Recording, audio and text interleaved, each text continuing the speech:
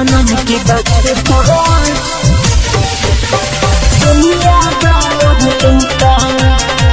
आप सुन रहे विकास सोनी की आवाज में। दुनिया का लूटा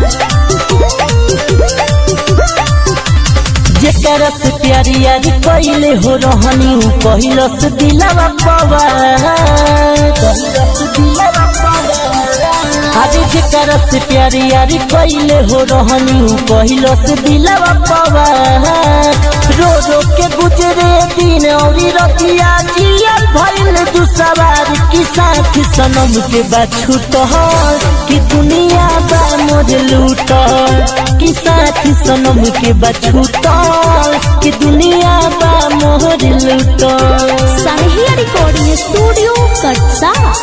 दुनिया बा मोर लूट सनम के बाछूट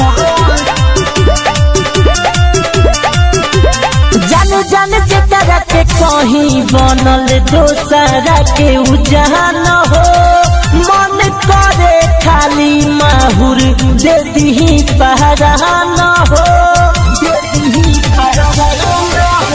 जान जान जेकरा के कहीं बनल दोसरा के उजान हो मन करे जाके खाली माहुर दे दी पहरान हो रहल जाता जियल जाता क्या कही तो से यार की साथ सनम के बछूट कि दुनिया बा मोर लूट की साथ सनम के बछूट कि दुनिया बा मोर लूट।